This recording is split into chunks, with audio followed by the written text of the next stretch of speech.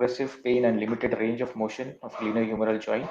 So it's a very debilitating condition which affects the activities of daily living, work, or leisure. Despite being a very common condition, it remains one of the most debated or ill understood condition, both within the scientific literature and clinical practice. Even even its name is a topic of serious contention in medical profession. Across papers published over the last 70 years, alternative names have been put forward or utilized in leading journals like humerus periarthritis, frozen shoulder, adhesive capsulitis, contracture of shoulder, stiff shoulder, and many more terms. Initially, it was labeled as humerus periarthritis by Duplay in 1872, and it was Codman who is considered as father of shoulder surgery. He did this study and he coined the term frozen shoulder in 1934. And he described this condition as difficult to define, difficult to treat, difficult to explain from a point of view of pathology. In 1945, Julius Nieweisser did a histological study and he described the term as adhesive capsulitis because he observed inflammatory and fibrotic changes in the capsule and adjacent bursa. So if you search articles in PubMed with the term humerus periarthritis, you may hardly find any publication over the last few decades. This term actually has become obsolete now, whereas the term frozen shoulders and adhesive capsulitis is commonly used over the past few decades. So it's been more than 150 years now that we know about this condition, or this condition has been studied. So over time, what have we understood the pathology better, or do we have better treatment options? I think now we have even more questions than the answers. So currently, the frozen shoulder and adhesive capsulitis has been used interchangeably, and the International Society for Arthroscopy Knee Surgery and Orthopedic Sports Medicine, as well as American Shoulder and Elbow Surgeon Society, favor the term frozen shoulder, since many studies have not demonstrated these adhesions. The recent definition given by American shoulder and elbow surgeons as consensus defines frozen shoulder as a condition of uncertain etiology characterized by significant restriction of both active and passive shoulder motion that occurs in the absence of known intrinsic disorder. So this definition provides a very simple, understandable definition for clinicians and patients. It does not mention pain at all. So a very serious aspect of a disease, particularly from patient's perspective. So you can see there are a lot of inconsistencies in definitions too. So if you look at the epidemiology in the Indian scenario, the prevalence is about 2 to 5%. Women are more commonly affected between the age of 40 to 60 years, while similar symptoms in the opposite shoulder can be found in 20% of the patients, and bilateral simultaneous involvement can be in 14% of the patients. And the incidence of frozen shoulder in diabetic patient is around 10 to 30%. So there's no universally accepted classification, and 3 to 4 different classifications have been given by different societies. The two widely accepted classification are suggested by Isakos and American Shoulder and Elbow Surgeon Society. So the Isakos Upper Limb Committee has classified stiff shoulder into primary stiff shoulder, which is also called as frozen shoulder, and secondary stiff shoulder. When we call it as a frozen shoulder or primary stiff shoulder, the cause is unknown, and there can be predisposing factors like diabetes, Dupuytren's contracture, thyroid disorders, myocardial infarction, Parkinson's disease. Whereas secondary stiff shoulder, there can be intraarticular, capsular, or extraarticular and neurologic pathologies. This ACS classification is almost similar to the ISAKAS classification. They have classified it into primary, secondary, and tertiary. The tertiary, which includes post-operative and post-fracture. So it is a general belief that the frozen shoulder is all about the contracture of glenohumeral capsule, which leads to limitation of movement. Yes, the capsule is involved, but we need to know what are the other structures involved so that we can target that specifically.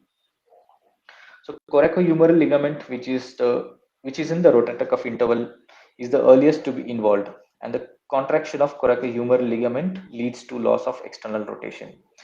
The axillary pouch, which has the inferior capsule, and the contraction of this leads to reduced abduction. Finally, the superior and posterior capsule is involved, leading to global restriction. So let us see those structures in detail. The frozen shoulder usually begins in the anterior-superior quadrant, and rotator cuff interval being the earliest structure to be involved in this disease process. So the rotator cuff interval is this triangular space between the supraspinatus subscapularis tendon and the coracoid process. So this is a cross-section image of rotator cuff interval. The subcoracoid fat, which you can see here, fills the intervening gap between the rotator cuff interval and coracoid process. The rotator cuff interval capsule is reinforced by the coracohumeral ligament. Here you can see lateral coracohumeral ligament and medial coracohumeral ligament along the bursal side, and superior glenohumeral ligament along the articular side, which combine to form a pulley around this long enough biceps tendon. So the compromise of rotator cuff interval integrity has been shown to contribute to glenohumeral contractures and joint instabilities. So the coracohumeral ligament, which is the epicenter of frozen shoulder, originates from the lateral aspect of base of coracoid process of the scapula and has two bands. One which inserts onto the anterior edge of supraspinatus tendon and greater tuberosity, and the another that inserts into the superior fibers of subscapularis tendon. It's not seen here actually, and some of the fibers to the transverse humeral ligament and lesser tuberosity. The coracohumeral ligament limits this medial subluxation when the arm is abducted and externally rotated. That is the reason for limitation of external rotation, which is the earliest sign of frozen shoulder. Then there is glenohumeral ligament, the superior glenohumeral ligament, medial glenohumeral ligament, and inferior glenohumeral ligament, which is a part of joint capsule, and that is also contracted in frozen shoulder. The axillary pouch is the inferior glenohumeral joint capsule that lies between the anterior band and posterior band of inferior glenohumeral ligament, that is also contracted. So we still have not unraveled the exact pathophysiology, and it still remains inconclusive. The current theories are based on radiological and histological findings, and Dupuytren's contracture and frozen shoulder share similar biology, and many people with one condition will eventually develop the other. So both have shown dense collagen around fibrosis, causing the fibrosis and marked vascularity in the capsule. Boyd et al. Found the association between Propionibacterium acnes and frozen shoulder. This P. acnes is a slow-growing anaerobic bacteria that is a common skin commensal, just like we have Helicobacter in our gut. So this P. acnes is commonly found on face, axilla, and upper trunk in particular. And it is postulated that this organism infiltrates through various cells and usually proliferates in the tissues with low partial pressure of oxygen, like intervertebral disc or perhaps a shoulder which lacks movement. So a lot of studies are going on this. The most commonly accepted hypothesis is that inflammation initially occurs within the joint capsule, and the inflammation is followed by reactive fibrosis and contracture of the synovial lining of the joint. So the initial inflammation of the capsule leads to pain, and capsular fibrosis and contracture leads to decreased range of motion. So what actually triggers this inflammation is not very well understood. So let us see how these changes happen in frozen shoulder. So this is an animation showing a normal synovium and the capsule. In frozen shoulder, the inflammatory cascade is triggered in capsule, including coracohumeral ligament, axillary recess, synovium, and bursa. So inflammatory cells, the T cells, B cells, macrophage, mast cells, secrete these mediators or cytokines, which are interleukin 1, 1 alpha, 1 beta, tumor necrosis factors, or COX 1 and 2. And the inflammation begins. With the inflammation, there is also increased expression of vascular endothelial growth factor, especially in diabetic people with high HbA1c, and also the nerve growth factor. So this angiogenesis and neoangiogenesis is noted, which may help explain the severe pain in frozen shoulder. So what happens is the cytokines and the inflammatory cells activate or regulates this fibroblast proliferation, which come into the capsule from bloodstream. So two types of fibroblasts are seen. So one is the normal fibroblast, which lays the scar tissue or collagen, and some other fibroblasts were observed to transform into myofibroblast, which you can see in this brown color. So they transformed into smooth muscle phenotype, that is myofibroblast. This is with a bit of muscle in them, so which normally retracts or contracts when the scar tissue is formed, and that is assumed to be responsible for capsular contraction. The initial inflammation leads to the pain, and the capsular fibrosis and contraction leads to decreased range of motion. In frozen shoulder, the volume is progressively decreased and is usually about 5 to 6 ml, whereas normal shoulder joint, the volume is about 15 to 35 ml. This is how it looks in on the arthroscopy view. This is in the rotator cuff interval. You can see biceps tendon and subscapularis tendon here. You can see the synovial inflammation and thickening. And the histology shows inflammatory cell infiltrate, the blue stain which you can see, and with hypervascular hypertrophic synovitis. This is in the freezing stage or first painful stage. Whereas in frozen shoulder, you can see there is perivascular and subsynovial scar formation.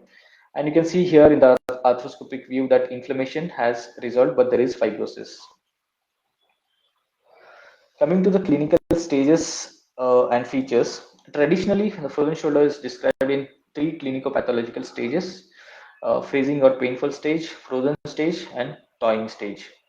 This is very practical to understand and even explain to the patients, and we can decide the treatment plan depending on the stage. So the initial painful stage is marked by gradual onset of diffuse shoulder pain lasting from weeks to months. So there will be rest pain or pain in the night. The patient feels usually the pain at the deltoid insertion, and there is gradual loss of range of movements, especially the external rotation. The second stage, where the stiffening stage or frozen phase, is characterized by decreased pain but progressive loss of range of movements that may last up to 1 year. So most patients with will lose glenohumeral external rotation, internal rotation, and abduction during this phase.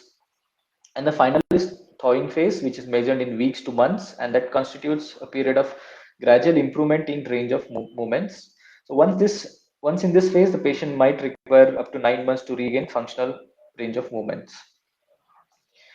So frozen shoulder mostly being a clinical diagnosis, it is important to know the course of the condition and even the clinical examination.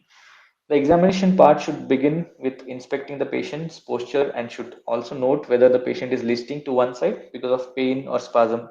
So these initial observations help us to determine whether cervical condition may be a contributing factor to patient's symptomatology. So also we should look for muscle atrophy and scars denoting prior surgery before starting the examination, given this may be a risk factor for development of frozen shoulder. Patient may have tenderness at the deltoid insertion and over the anterior capsule and posterior capsule with deep palpation. Occasionally, long enough biceps tendon is tender because the synovium is confluent with the synovium of glenohumeral joint. And then the limitation of external rotation and abduction will be the most prominent findings. Both passive and active range of movements of shoulder is restricted with loss of external range of movement, which is a hallmark of this condition. So this loss of passive external range of movement is a single most important finding on examination that helps to differentiate the diagnosis from rotator cuff pathology, since this rotator cuff pathology does not result in loss of passive range of movements. The ISOCOS guideline defines global restriction of movement when there is less than 100 degrees in forward flexion, less than 10 degrees in external rotation, and we cannot reach at the level of L5 in internal rotation. So it is important that you document this range of movements like the one shown in here, or you can have these images incorporated into your OPD sheet and mark it, which helps us to monitor the improvements in range of movements. So here is a patient with secondary stiff shoulder with global restriction of movements. So he had a history of fall and partial rotator cuff tear. So you can see forward flexion is less than 100 degrees, external rotation is restricted, and even internal rotation he cannot reach at the L5 level.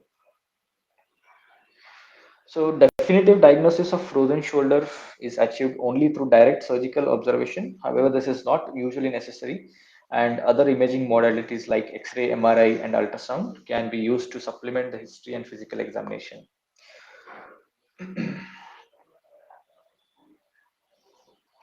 Although the radiographs are typically normal in frozen shoulder, they are important to exclude causes and evaluation of osteoarthritis, calcific tendinitis, dislocations, and avascular necrosis. So the recommended views are and AP view, axillary lateral view, and scapular Y view.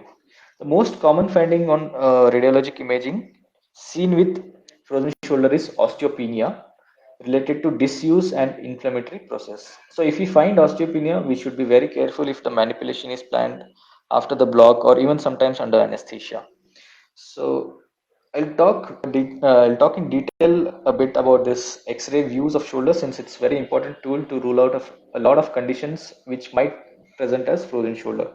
So this is a AP view or transthoracic view. This view is actually good for AC joint pathology, but you can see it is very suboptimal for glenohumeral joint because the X-ray passes at the 90-degree angle. There is overlap of glenoid and humeral head.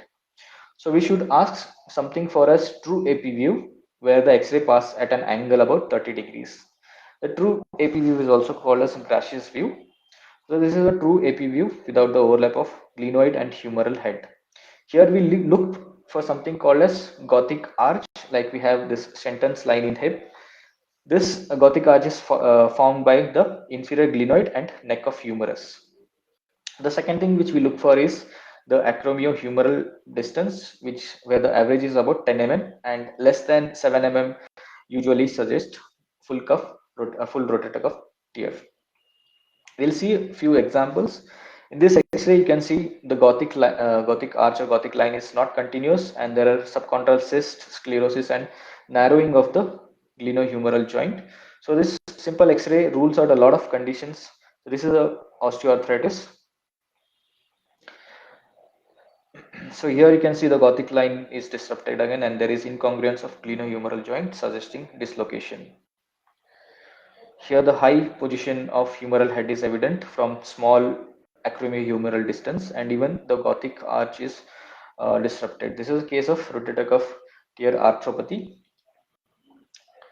Sometimes you may even see the calcification in supraspinal tendon, which might again present with the features of frozen shoulder.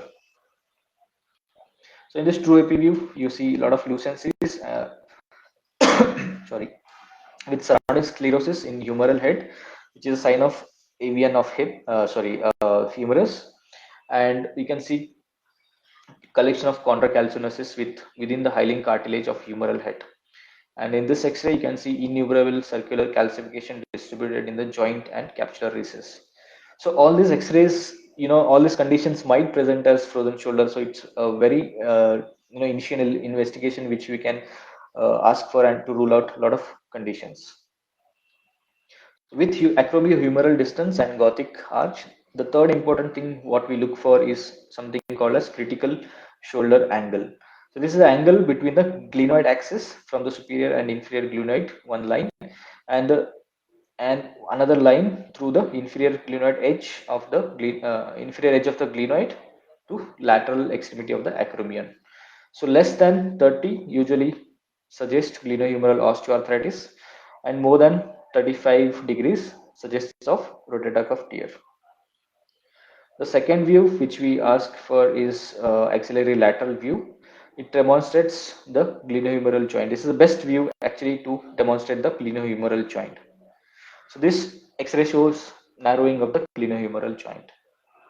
The last view which we ask for is a scapular Y view. This evaluates the relationship between the humeral head and glenoid. Normally, the humeral head should be at the bifurcation of this Y of the scapula. Here you can see the relationship between the glenoid and head of humerus. This is a posterior dislocation. And then there is something called a supraspinalis outlet view, which is similar to scapular Y view, but the X-rays pass 10 degrees caudal in a caudal tilt. So it is useful to determine subacromial space and if the acromion is flat, round, or hooked. So these are all the important X-ray views which we can ask for. So previously, conventional arthrography was used as a standard diagnostic modality, and it is obsolete now. So to the left is a normal shoulder arthrography, and to the right is the arthrography in frozen shoulder, which reveals a very small joint volume capacity of the glenohumeral joint, and there is synovial irregularities and even the non-filling of the long enough biceps tendon sheath, where you can see it's nicely filling here in the normal shoulder. There's also obliteration of a subcapsular axillary recess. MRI has been considered as the imaging modality of choice, especially in patients with less severe clinical symptoms who might be misdiagnosed with rotator cuff tears, bursitis, and other conditions. MRI arthrography, or sometimes IV contrast, further increases the diagnostic accuracy, but it is rarely done because it's invasive and the limited availability and includes a high cost. A 2018 systematic review and meta-analysis identified 6 features on the non-arthrogram MRI that may be used to diagnose frozen shoulder, which are this coracohumeral thickening, fat obliteration of the rotator interval, interval enhancement, axillary joint capsule enhancement, and inferior glenohumeral ligament hyperintensity and thickening. High resolution real time ultrasonography is increasingly being used in the diagnosis of frozen shoulder, with similar findings and anatomical changes that have been detailed for MRI and MRI arthrography. And so the advantage of ultrasound over MRI, it is fast, inexpensive, wider availability to patients with non-MR compatible implants. It is non-invasive and it is highly sensitive and specific. Also offers dynamic capabilities for examining the subject in multiple scanning planes. So it is definitely, we can add it to the diagnostic protocols. There are few diagnostic parameters, ultrasound diagnostic parameters, which can point towards the frozen shoulder.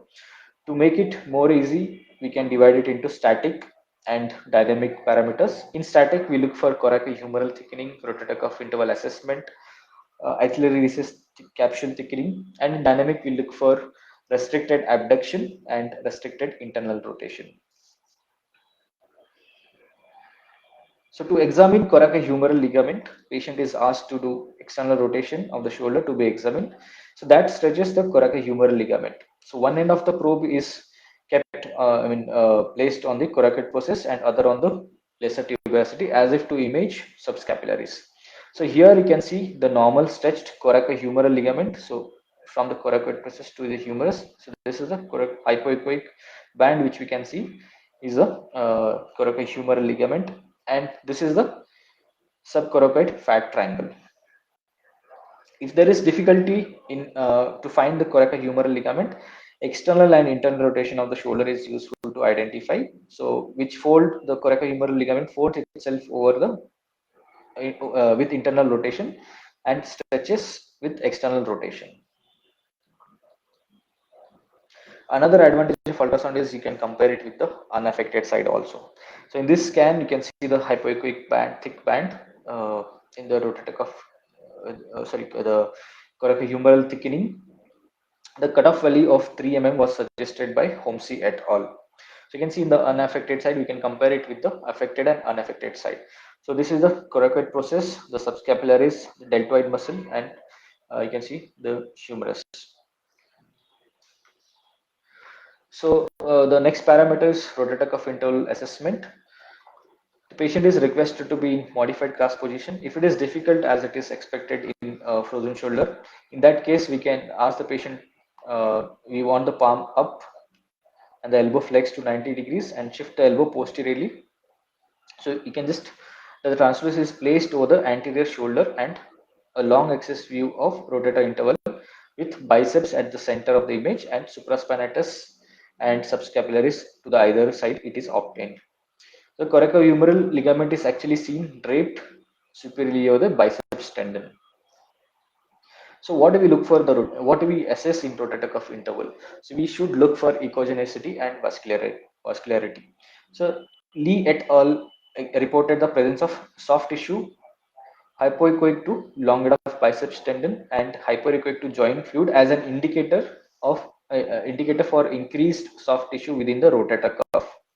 So here is a normal scan. In this picture you can and in this picture you can see there is increased soft tissue within the rotator cuff interval. Power Doppler ultrasonography also shows hypervascularity in rotator cuff interval more in the freezing stage than other stages.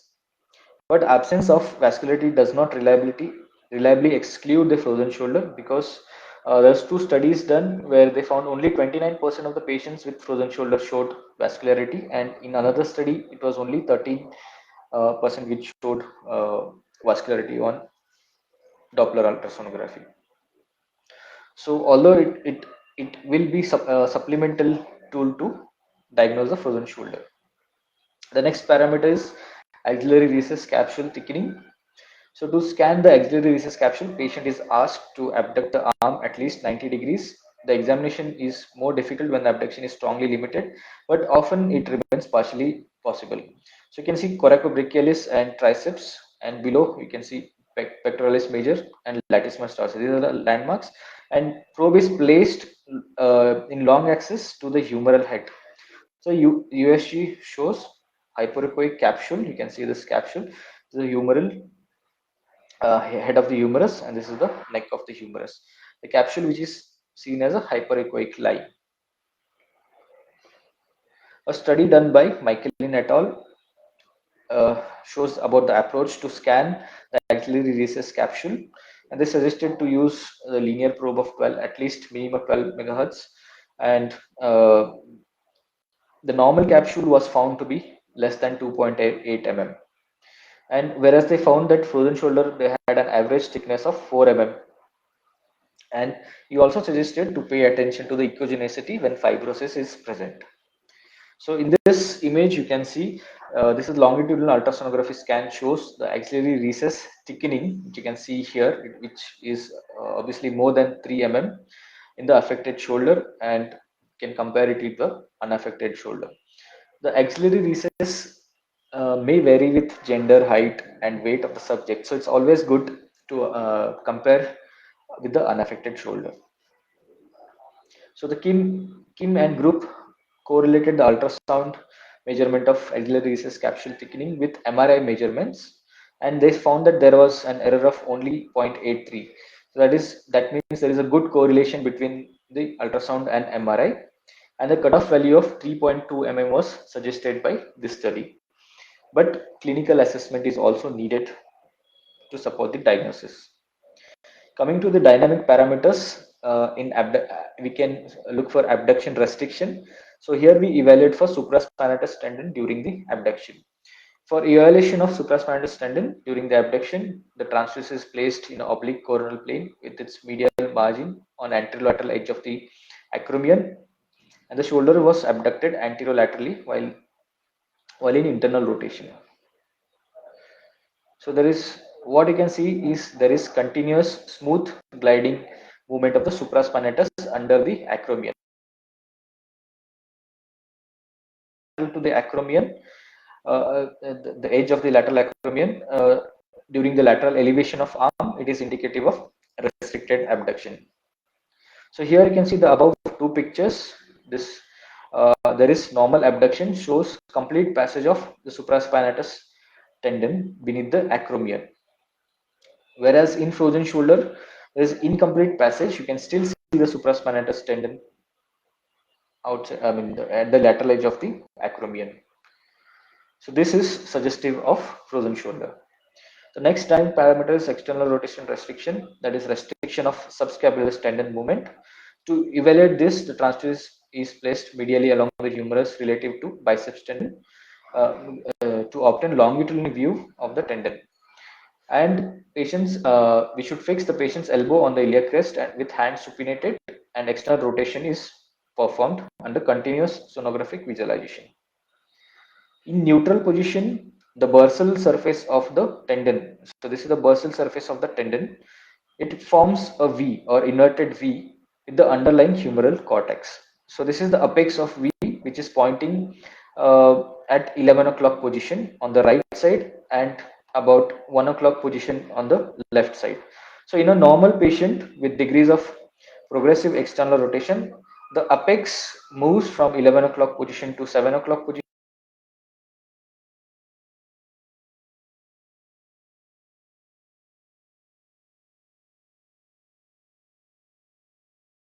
to what position it goes. So in a normal position, it moves to from 11 o'clock to 7 o'clock the right side, and from 1 o'clock position to 4 o'clock position on the left side. So the restriction of movement of the subscapularis prior to 9 o'clock position on the right and 3 o'clock position on the left is on external rotation is considered as indicative of uh, restriction. So in this image, you can see the restriction of external rotation. In frozen shoulder, the subscapularis points to 11 o'clock position at the start, and it is restricted before 9 o'clock position at the end of movement. So in summary, the diagnostic accuracy of sonography combining all the parameters, the ultrasonography showed sensitivity of 100% and specificity of around 87% for the diagnosis of frozen shoulder, taking MRI as a reference standard. And ultrasound also helps to compare with the non-affected shoulder.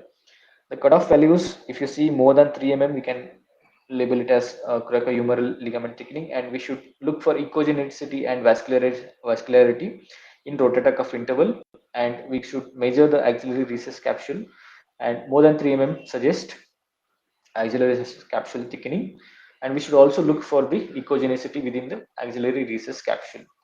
Whereas we in the dynamic parameters, abduction restriction and internal rotation restriction can be seen. So now elastography. Sonor elastography is a recently developed technique based on real-time ultrasonography for evaluation of tissue elasticity. This technique is actually based on principle that the pressure on the tissue produces changes depending upon their elasticity, and the tissue compression produces a certain degree of strain. So that is which is lesser in hard tissues and greater in soft tissues. So certainly there is a role of sonoelastography in future. This is a very very famous quote from Voltaire, which we all have come across during our medical training. The art of medicine consists of amusing the patient while nature cures the disease. So he may have been right in his time. However, today things are very different. We have seen that frozen shoulder is a limiting disease, yet the benign neglect is poorly tolerated. Due to the protracted course of the frozen shoulder, which can take 2 years to resolve, many patients are unsatisfied with the lengthy period of pain and disability, and are not comforted by the knowledge that the condition will eventually resolve. So the pressure for us to do something is great. The goal of treatment of frozen shoulder is to restore the shoulder to a painless and functional joint. There is no universal treatment algorithm, and therefore the treatment should be patient specific. Because some patients improve spontaneously, treatment varies greatly from benign neglect to invasive open capsulotomy. So we have physiotherapy, pharmacological therapy, interventions, and surgical interventions. Also, it is important for us to counsel and reassure and educate the patient about the condition. More importantly, the patients with frozen shoulder should also be treated for underlying medical disorders like diabetes and thyroid dysfunction, as poor control of these disorders may result in prolonged severity of the disease. And a point needs to be stressed that none of these measures would relieve the pain entirely, and the entire exercise of pain minimization is aimed to enabling the patient to perform the activities of daily living with more ease and sleep better, and gradually initiate the joint mobilization physical therapy. The physiotherapy remains one of the cornerstone of the treatment in frozen shoulder, along with the NSAIDs and steroids. The arms of physiotherapy include pain relieving physiotherapy, mobilization physiotherapy, and strengthening physiotherapy. In freezing stage, pain relieving physiotherapy is suggested. There are a lot of various modalities like laser, shortwave diathermy, ultrasound, and hot packs. Even shockwave therapy has a role.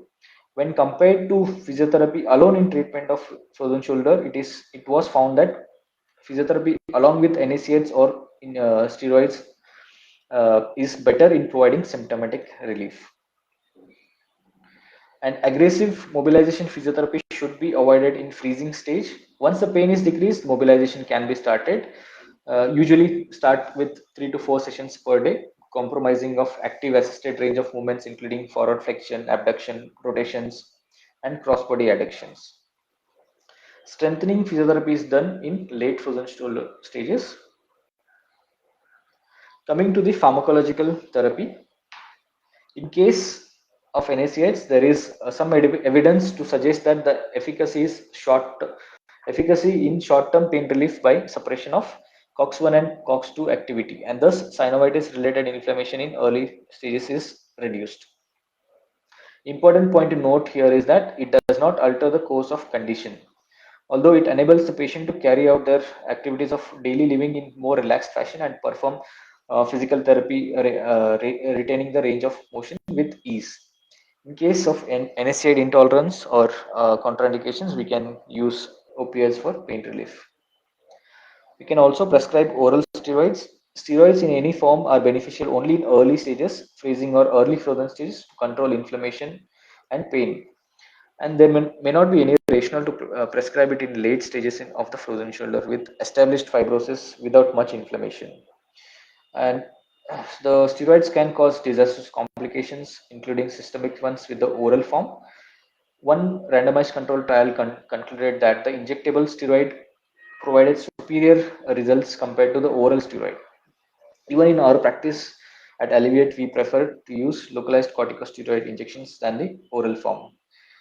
Oral steroids usually are typically given in a 3-week tapered course of prednisolone. It provides short-term benefit, and the effect may not last beyond 8 weeks, 6 weeks. Talking about the injectable steroid, that is intraarticular corticosteroid injection, reviews and meta-analysis favor steroid injections over placebo in improving pain and range of movement in short term and mid term. So pain is certainly reduced with steroid injections, but range of movement restoration may not be possible when compared to physiotherapy and manipulation under anesthesia. So physiotherapy and home exercise is advised with steroid injections. I'll talk more about it while talking about the interventions. Now the question is if we can use steroid in diabetic patients. So corticosteroids carry a risk of transient increase in blood glucose levels occurring within 1 to 5 days. So in diabetic patients, blood glucose levels should be closely monitored. However, this rise in sugar levels returns to baseline maybe in 24 hours to 10 days. The benefit of steroid injection in improving pain scores and function outweighs any transient increase in blood glucose levels. Nevertheless, steroid injections must be avoided in patients with uncontrolled diabetes, especially if the blood glucose levels is more than 250. Well, let us talk about a very interesting and awaited topic for us pain physicians, interventional management or ultrasound guided injections. So what are the interventions we can do for frozen shoulder? There is intraarticular corticosteroid injection, there is hydrodistension of glenohumeral capsule, rotator cuff interval injection, suprascapular nerve blocks, and neuromodulation, and others which include sodium hyaluronate injection, botulinum toxin, or PRP. We will look into it one by one. So the intraarticular injections may optimize local concentrations of medicine and avoids the systemic effects. So it is better than the oral form. The rationale of using intraarticular injection is it decreases fibromatosis and myofibroblast. Bulgen et al. Reported intraarticular methyl prednisolone provided more rapid relief in pain and range of movement compared to physiotherapy, ice therapy, and no treatment. But no difference was found in between the groups at 6 months. So yes, this corticosteroids only provide good short-term effect. So when pain is a predominant, like in early stages of the frozen shoulder, the combination of steroids, NSAIDs, and physiotherapy is helpful. Many issues regarding the use of local steroids remain contentious, like what is the optimal dose we should use, whether to give single or multiple injections, which preparation to use, whether to use image guidance for the injections, and more importantly, where to inject.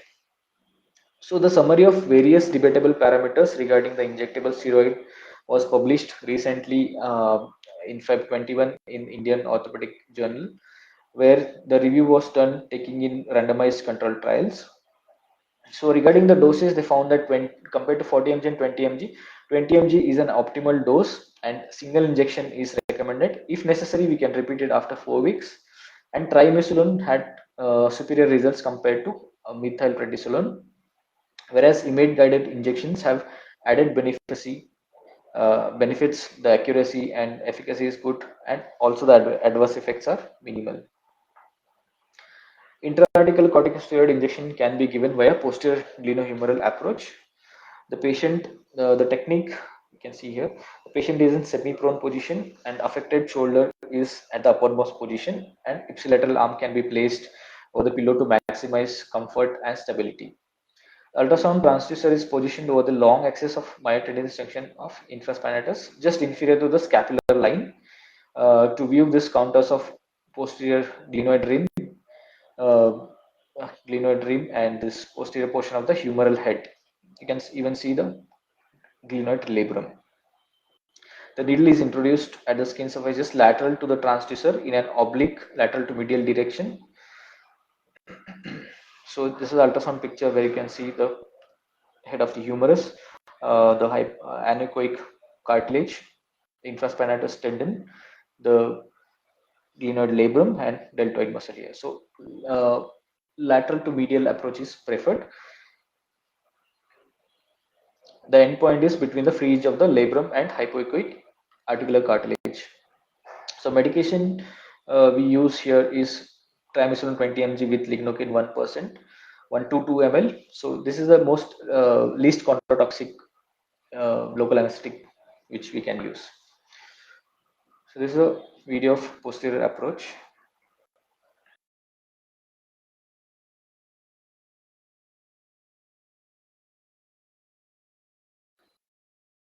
Needle is between the free edge of the labrum and hypoechoic cartilage. So approximately 1 week post injection, when the pain settles, we recommend home stretching routine with focus on passive range of motion of glenohumeral joint. So you can see after the intervention, we can see the capsule distension. If not, you can see in most number of the cases which we do. The next intervention is hydrodistension of glenohumeral capsule, also called as hydrodilatation. So the mechanism of action of hydrodistension is not known. It aims to stretch and enlarge the capsule by applying hydraulic pressure, and possibly decreases the glycosaminoglycan concentrations, which usually promote the myofibroblast activity that leads to the capsule contraction. So this is usually reversed with the hydrodilatation. So here is a summary of literature relating to hydrodilatation. It has been shown to improve short-term pain, give short-term pain relief and function. The benefit can be maintained up to 3 months and sometimes more, which you can see in these 3 studies here. Hydrodistension, when compared to intraarticular injection, they found that there was no difference in those 2 groups, but we don't know which stage of frozen shoulder those patients were. But logically, when restriction of movement is present, better to go for hydrodistension procedure. Hydrodistension, when compared to manipulation under anesthesia, the results were superior in hydrodistension group, and there is no difference in single versus multiple hydrodistension. The technique is same as intraarticular injection, just that the volume here is high. We use 1% of 5 ml lignocaine, 20 to 40 mg of triamcinolone, and 25 ml of saline. So the total volume up to about 30 ml. So we have to be careful about using the large amount of local anesthetic since it has chondrotoxic effect. Traditionally, large volumes of up to 50 to 80 ml, sometimes 100 ml, to a point of capsular rupture was being done. So infusing fluid till rupturing the capsule applies the strongest force, but the deforming stress would immediately disappear after the rupture.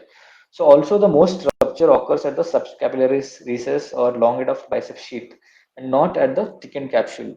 Therefore, the belief of favoring ruptures while doing hydration was questioned.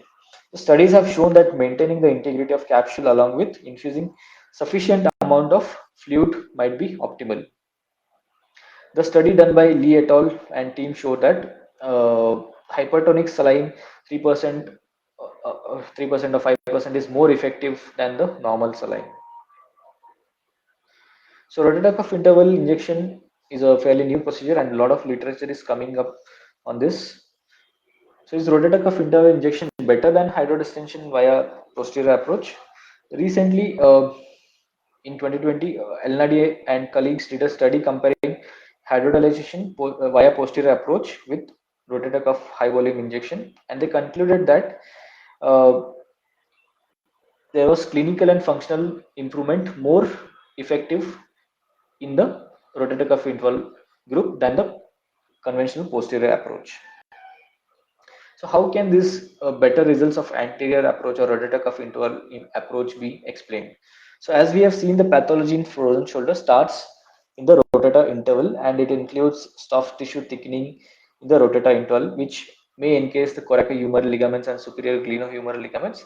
So rotator cuff interval injection is just directly adjacent to the pathology. And also there is better visualization of soft tissue and needle through rotator interval than the posterior glenohumeral approach. So this can be of use in obese patients with subcutaneous fat, and even we can monitor the facial expression while doing this needling. And in frozen shoulder, there is some pathologic communication to subacromial space, and corticosteroid leakage through the bursa can also occur through rotator cuff interval approach. So this is more, rationally speaking, this is more better than the conventional posterior approach. This is the ultrasound picture. Sorry.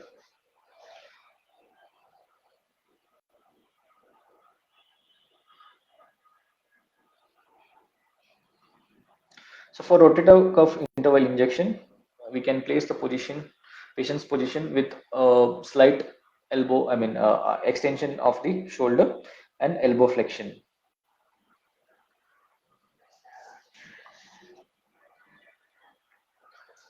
So after the place is we can see the what structures we can see is longus of biceps tendon, supraspinatus, and subscapularis. This is the ultrasound picture.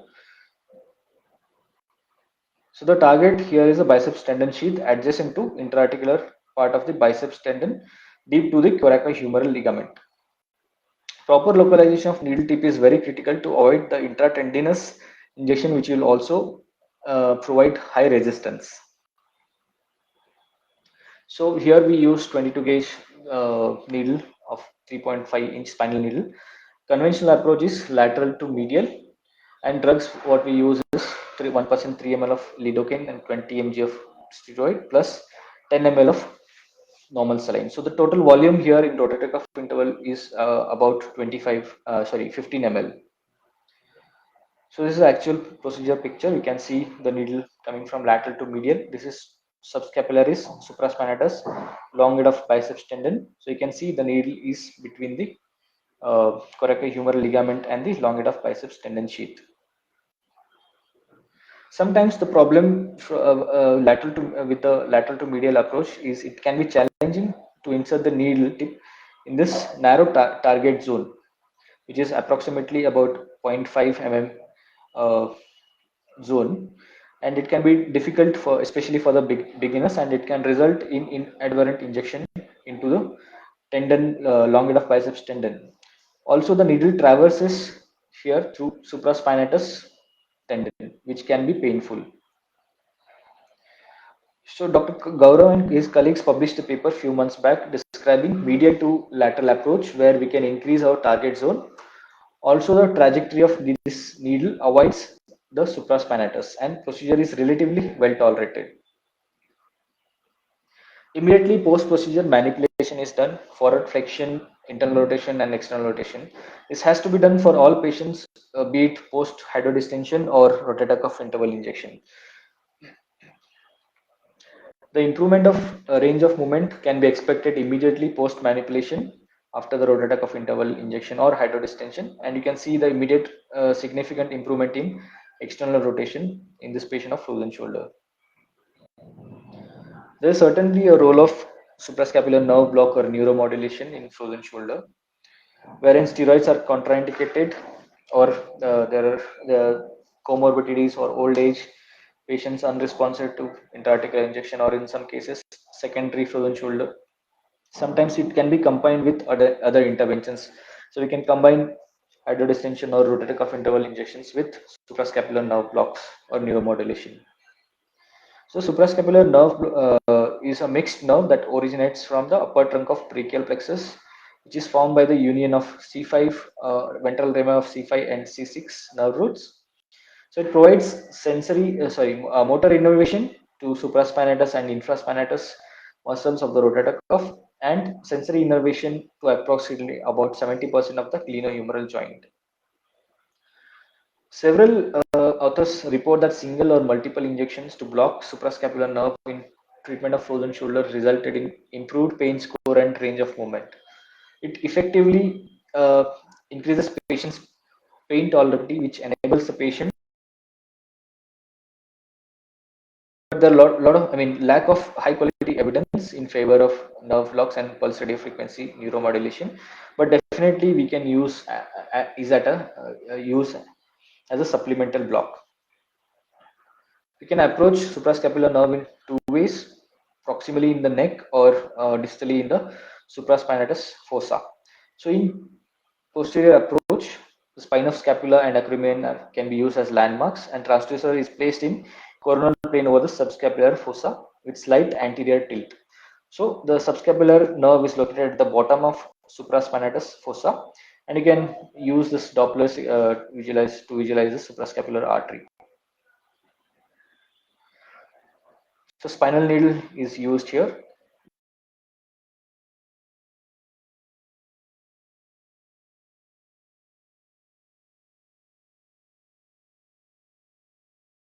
Supraspinatus muscle in the fossa.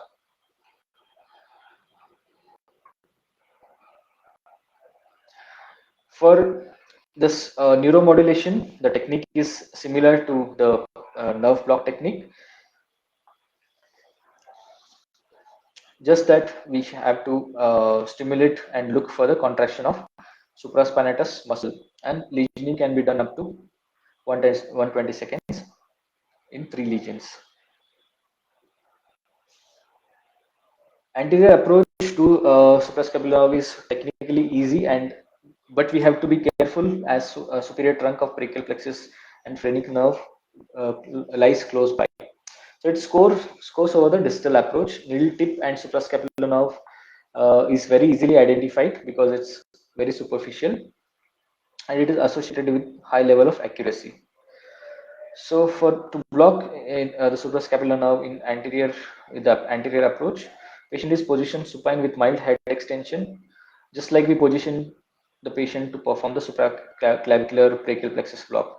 So transverse view across the anterior surface of neck shows the suprascapular nerve originating from the upper trunk of brachial plexus, and its course can be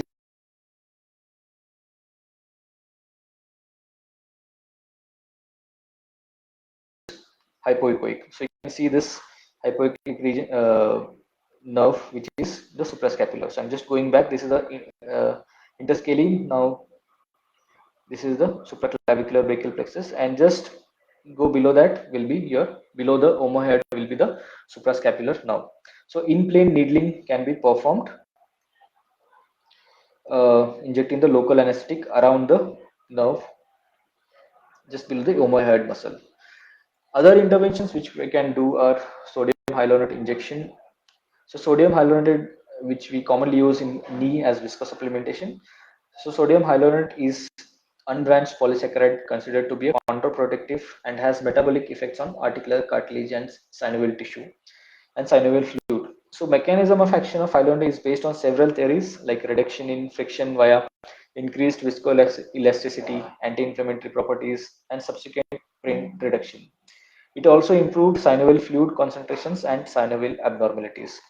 So systematic review by Harris et al., which included 4 level 1 and 3 level 4 studies, they concluded that sodium hyaluronate improved the range of movements and constant scores and pain relief at short-term follow-up.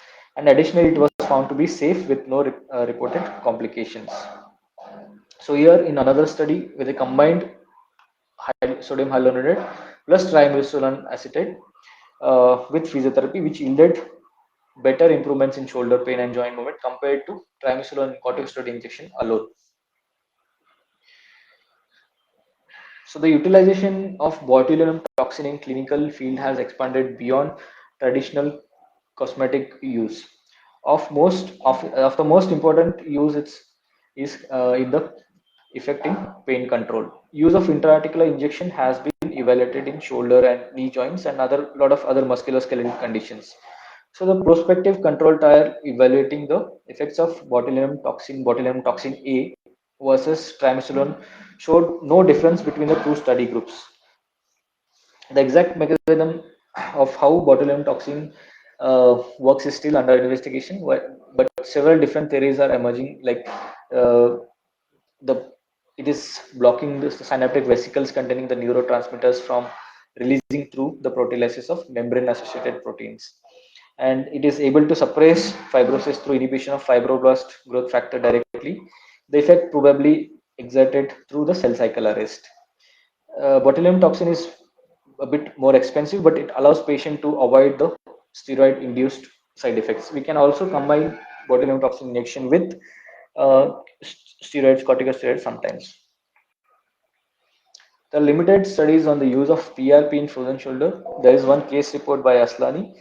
This intervention case series has demonstrated if PRP is effective on patients with adhesive capsulitis.